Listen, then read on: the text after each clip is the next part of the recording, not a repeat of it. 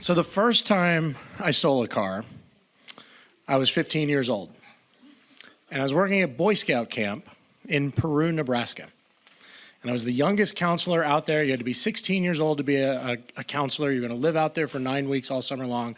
I got special dispensation because I was such a good kid and I had the good grades and everything like that.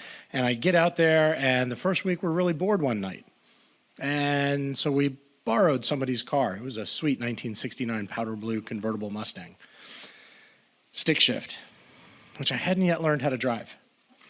But that was a good night for me to figure out how to learn how to drive it. Like when we pulled up to the liquor store there in Peru, Nebraska, and I was 6 foot tall and about 85 pounds. And I walked in to buy a bottle of rum, and the guy yelled and screamed at me, and I had to go running out with my tail between my legs. Eventually, we did get a bottle of rum that night.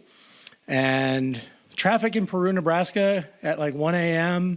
in the summertime is just our car.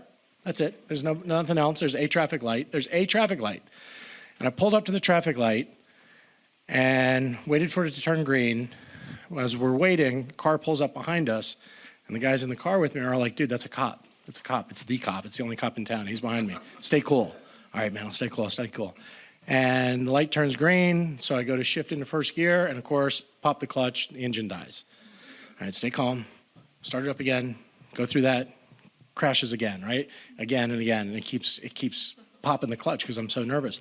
And finally, I'm like looking down at my feet, and I'm looking at the gear, and I get it, and I like get it in gear, and I go flying through the intersection. It's all great, except the light had turned red by that point.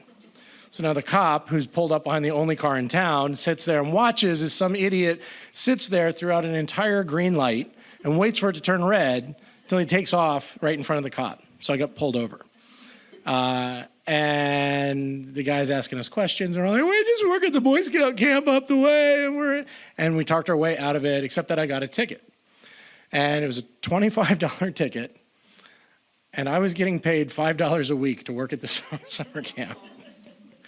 So I went to the court the next week or whatever, whenever I had to go before the judge, wearing my Boy Scout uniform, my summer shorts, and my boots, and my socks up to here, and everything. I stood before the judge, all apologetic and everything, because all that they had me on was running the red light. So I was explaining this. By the way, in Nebraska, you can drive at the age of 15. Out here, what was it, 17 back then, I think.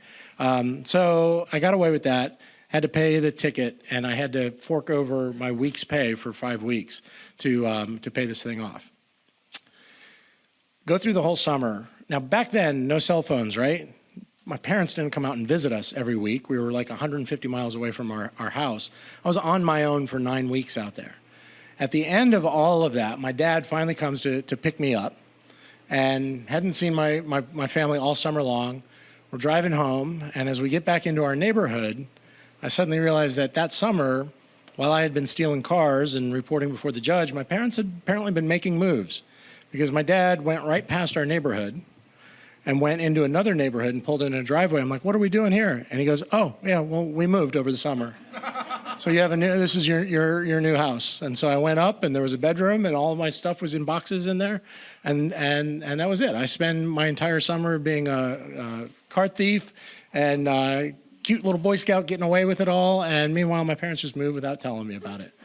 Life as an Air Force kid is a pretty unusual experience. And life as an 80s kid is a pretty unusual experience too, because we just did the stuff and we never told our parents about it.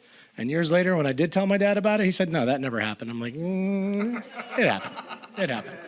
But yeah, so we stayed there for 1 more year, and then we moved again. At that point, it was out to here. So I'm done making moves now.